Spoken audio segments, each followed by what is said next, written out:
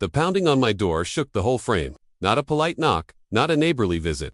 It was the kind of pounding meant to scare someone into submission. When I opened the door, 6 men in mismatched uniforms stood shoulder to shoulder, plastic badges clipped to their belts, radios buzzing static, and one of them barking, "Step outside. You're under arrest by order of the HOA." His voice tried to sound official. His stance tried to mimic authority, but all I saw were clowns in costume.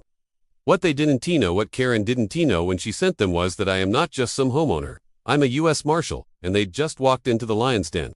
They spread out across my porch, pointing at my truck, at my flagpole, even at the mailbox I'd just installed. Violations, they called it. Refusal to comply. They thought shouting loud enough made them law. They thought a cheap badge from the internet made them untouchable. But I didn't flinch. I leaned against the doorframe, steady, letting them puff their chests and dig their own graves. The leader stepped forward, clipboard in hand, and announced, "We have authority to detain you and seize your property until the HOA decides what to do with it." He made the mistake of saying it with a smirk. That smirk disappeared the second I pulled my badge from my belt and flipped it open. The gold shield gleamed in the sun like U.S. Marshal.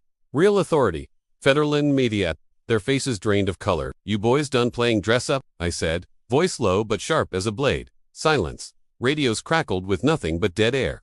A bead of sweat rolled down one man's forehead. The leader stammered, This is HOA business," but I cut him off before he could spit out another lie. "No, this is federal business now, and you just crossed a line you can't uncross." I stepped off the porch, boots hitting the dirt with the kind of sound that makes pretenders back up. My eyes never left theirs. I've seen hardened criminals try to bluff their way out of cuffs, and these wannabe enforcers weren't even close. I ripped the clipboard from the leader's hands. The papers were a joke, fake warrants with HOA logos slapped on them, full of misspelled legal jargon. I tossed it back at his chest. "This isn't authority," I growled. "This is fraud, and fraud with a badge. That's impersonating law enforcement." A federal offense. They tried to backpedal. One muttered, "We were just told to come here." Another pointed at the HOA president's house, down the street, where Karen stood at the window with binoculars, grinning like she'd won. She thought her little stunt would scare me. She thought I'd bow down to her paper crown. She didn't realize. She'd just sent her pawns to commit a felony at the doorstep of a U.S. Marshal. I motioned to the driveway, voice commanding. All trace of calm gone. "Line up, hands where I can see them." For a moment, they hesitated. But old training dies. Hard-eye barked the order again. This time with the weight of a man who dragged cartel lieutenants out of safe houses and cuffed gang leaders in their own hideouts. They froze, then shuffled into line, hands up. The neighbors peeked from behind curtains, phones out, recording every second. My call to dispatch was short, precise. Within minutes, the sound of sirens tore through the quiet streets. Local police rolled in, and their jaws dropped when they saw the scene. 6 men in fake uniforms lined up in my driveway, a U.S. Marshal standing guard. The cops wasted no time slapping real cuffs on the fake ones, bagging their badges and radios as evidence. Karen stormed out of her house, screeching like a banshee. "This is a misunderstanding. They were just enforcing community rules. You can't do this." But the officer shut her down quick. "Ma'am, sending people to impersonate police is conspiracy. You're coming with us." And just like that, her smirk vanished. The entire neighborhood poured into the street, whispering, pointing, recording.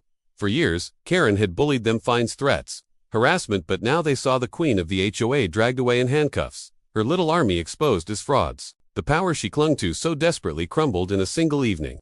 The men faced federal charges impersonating law enforcement, trespassing, attempted unlawful detainment. Karen faced conspiracy charges, along with fraud for the bogus warrants she'd cooked up. Their empire of intimidation collapsed overnight. No more late-night knocks, no more threats in mailboxes, no more fake enforcers patrolling the streets. As for me, I didn't need to gloat. My badge spoke louder than words. Every neighbor who once kept their head down now nodded, waved, or stopped to say thank you. The HOA meetings went silent, attendance dwindling until they dissolved completely. The docks, the yards, the mailboxes, they all belonged to the people again, not to Karen's tyranny. Now, when I sit on my porch in the evening, the same porch they tried to raid, I hear only peace, the wind in the trees, the distant sound of kids playing by the lake. No more pounding fists, no more fake cops.